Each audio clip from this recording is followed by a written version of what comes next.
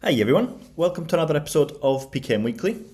So this week, another number of updates, so let's get right into it. Obsidian, they're up first again, so bases update. They've been updating the bases in Obsidian, where now we can have a cards view, which basically allows us to create something along the lines of this image here. See if I can zoom in a little bit. So you can see various different books. You can now add cards, or have the cards view, and you can also add the image property, so that you can have a nice little preview of what's shown. And on top of that, they've also enabled us that you can now have the same thing within table views. So with the image function, you can now also create or have the display of the image within the table view of bases. So to do that, all we simply need to do is just a couple of things. So this is a base that I have. And you can see here, let's just add a view and we'll do cards view. So rather than table, we'll just do cards. And then image property, it allows you to select which one. Mine are saved as cover. And then what you can do is you can play around with the card size, make them bigger, smaller. And you can also change the size of the images. So make them fit or have it that it overlays or overlaps. And you can play around with it in that way.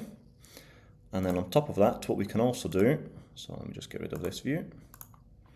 We can then do another view. Let's just do table and we'll do short for now. So this is a new setting as well, where you've got the row height. And what we'll do is we will do a new property. We'll call this cover example, image. And there you go. And that will add in the images here. And what I can then do is, if I play around with the row height, that will obviously then tweak it as we go on. And in all of these, my images are simply cover and a image from Goodreads. So it's just a link, and that will then allow me to see the images here. And I think it's a new thing. You can now, from this view, just click on new. That will create a new property or a new page. And then I can fill this in as I go along and go that way, and then it will already appear in here. And I can also delete it from here. So, not sure why it's not doing it. There we go. So you can also delete it from there. So great new additions that Obsidian has been adding into the bases view. Can't wait to see what they've got planned for next time. So thank you very much for the team for that. And there's a lot more as well, I should say. Within the change log, that was just a few examples, but what they've done is they've done changes to CSS's, improvements, bases, the new cards, the new item, sort, various different other things, and then they fixed a few things that are no longer broken now. So great stuff. On the flip side, Obsidian was supposed to help me take better notes, now a front-end developer. So OP posted in Reddit that the over-customization can lead to big problems. And they started using Obsidian about a week ago. And rather than actually taking notes, they spent a whole amount of time tweaking CSS and HTML like a possessed man, as they wrote. And you can see a little bit of a demo here of what they've been up to, what they've created, and how it all works. But yeah, still haven't taken any notes. Obviously, I'm sure it's tongue-in-cheek, but just something to keep in mind that over-customization can be a little bit of a problem. And one of them, I thought this was a great comment. You demonstrate that tools don't make people productive. It takes passion and obsession. So it just goes to show that sometimes we overthink the tool when actually we should just be getting started and doing what needs to be done. That was that one. And in fact, this one as well, over customization almost killed it for me, went back to almost basic Obsidian. So it's quite a few comments that over engineering can overcomplicate it. Praf, they tried Notion and Obsidian for a month, and here's how it went. So in this detailed narrative, they write that they've been testing out both Notion and Obsidian for the month, and basically they found that they wanted to test out the different ecosystems and see if the Notion's databases and Obsidian's network thoughts made any difference, or how they could interact with them. And in the end, they conclude with, I will stick with Notion for its advanced database features, but I will keep a close eye on Obsidian, especially the bases, which offers the same flexibility in the future, hopefully anyway. So something to keep in mind for all the Notion users out there, that Obsidian is getting closer and closer and the gap is being bridged. Obviously, it's not a full-on database. There are other things of difference, but just something to keep in mind. And this one, it is directed at Obsidian, but just because the OP was using Obsidian, but it could be any app. Basically, 2 nights ago, I deleted everything, deleted the whole second brain, every note in Obsidian, every Zettelcast in, everything just completely deleted. And from thinking they would have withdrawal symptoms, they actually found relief. So again, definitely worthwhile checking out. There's a video in there as well, just where John explains what they did. And the thinking process, so definitely worthwhile having a look and seeing if it can customize anything or tweak anything of your thinking. Databases, or capacities, they've got databases and queries improvement. So the team are looking for some feedback on databases and queries. So they're planning on making some exciting improvements to databases and queries within the next couple of releases. And they've compiled a list from Canny, their request board, just to see what the top requests are. But they are looking for even more feedback. So if you have anything that you would like to see within capacities and databases and the queries improvements, definitely do check out this post here by the team and add in your thoughts. 62 comments so far, and I'm sure the team will gladly take them on board. Sync properties coming soon, so it's a new thing. So there was something online that basically said that it might soon be possible within capacities to activate synced properties within our multi-select property, and this will enable us to basically extend properties, if you will. So say authors on the book type, that will allow us to sync the author and the book and the person type. So think a bit like the Tana super tag, where you can extend the tags based on what it is and the tag that you're applying to it. So definitely worthwhile keeping an eye on that one, and if I can find any demo, I'll post it next week. And with the above, they've also planned better list views. Not too sure what that really entails, but they say it will tweak many details around how objects are displayed in a list, which should make things a lot easier and a lot more straightforward. So something to look forward to. Flip side, capacities, chaotic UI UX. So there's quite a few comments of late that capacity is just getting a bit too confusing, a bit overwhelming in terms of the UI UX, and Ven summed it up perfectly. Long-time subscriber, stopped using the app about half a year or so ago, came back, and there's so much stuff everywhere: buttons, sliders, bounding boxes, borders, colors, icons, redundant information, and maybe it is just time that the UI, it doesn't need polishing, but it needs an overhaul to basically just make things simple again. Not everyone will feel this way, but there were quite a few comments that it is getting a little bit overwhelming and a little bit busy.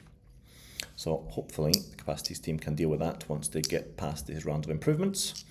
And for the capacities users out there, do you agree? What would you like to see? Do you like it simpler, or are you happy with it?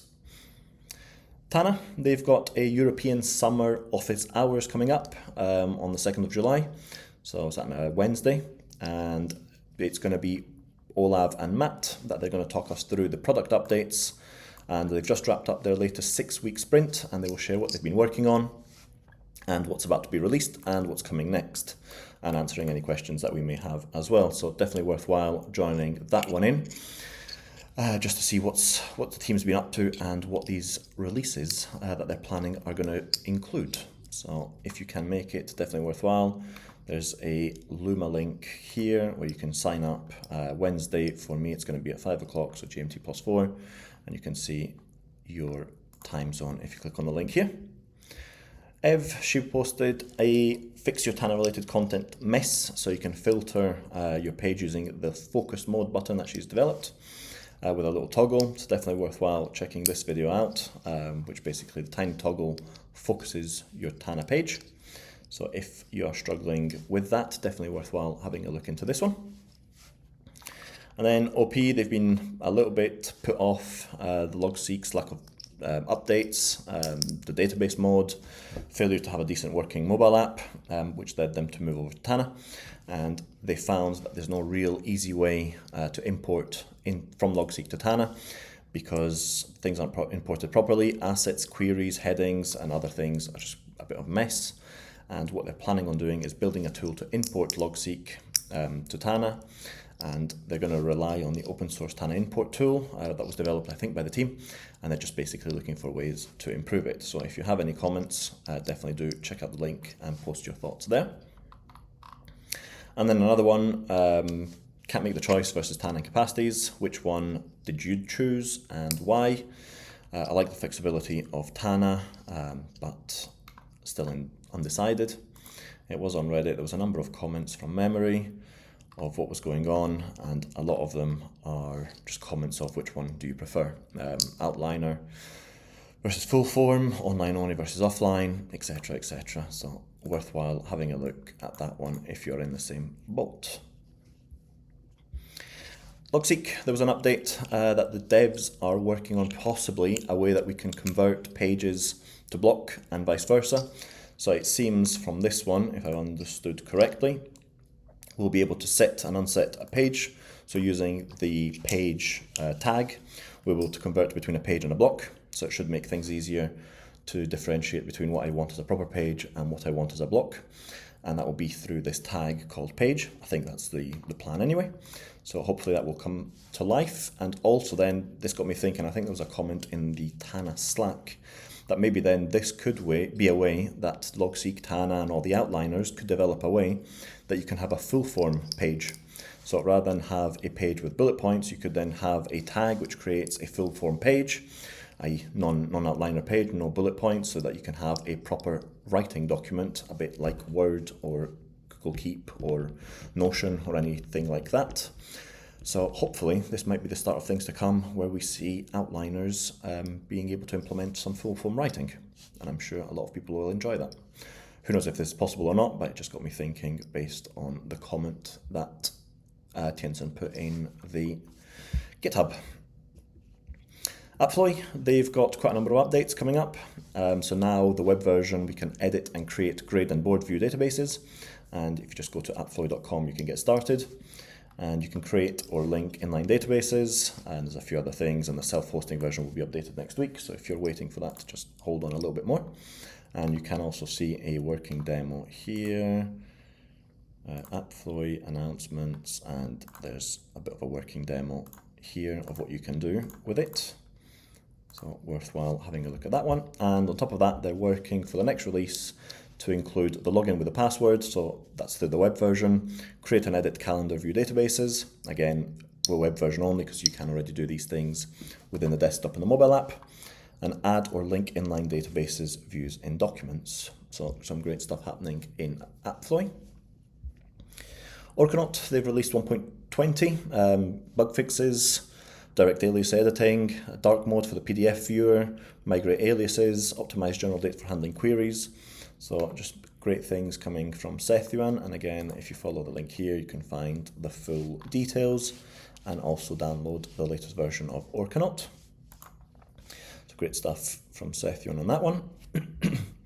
Heptabase, they've slowly or quietly been releasing some AI updates and some other updates like the inbox from the past couple of weeks, and now they've released Heptabase AI Chat, and it's basically allowing you to chat with your notes of what's going on with them, and create new cards from them. And this great video from Anton, he goes through the whole detail of how you can set it up, what you can do with it, the different models that you can use, and how you can generally interact with your notes in Heptabase using the Heptabase AI Chat.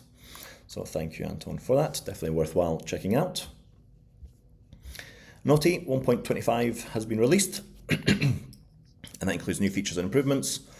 Folder organization, type switcher, board operations, enhanced card operations, floating windows, recently used, and global search to include more tags or more types. And again, 3.5 minute video, and you can just scroll through this one and see all of the updates that they're going to implement. So well worthwhile having a look into that one if you're interested in a more visual type note-taking app. AFFiNe, they've recently started testing the mobile app, so now you can also sign up. So if you're iOS or Android, just click on one of the links below and you can quite easily test out the app. So on Android it's this one, and iOS it's the other one, and you can already see a bit of a layout here. And I think if you go to either the test flight or the Google Play one, from here, you can see a few demos of it, of how it looks. So it does seem to be very much like the desktop version. Be interesting to see how it actually handles all of the things that you can do on the desktop, if you can do them on the mobile as well. And last but not least, Thymer, still no product release, but they have showcased a journal note.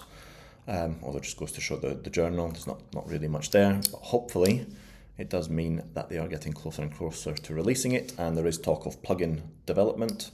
So we shall see what that's going to entail. Are they going to go the Obsidian route, or are they going to try and do some more core things and allow some extensibility through plugins? So something to look forward to at some point when it's released. So that was it for this week. So thank you very much for being here, and I shall see you next week. Thanks very much for watching.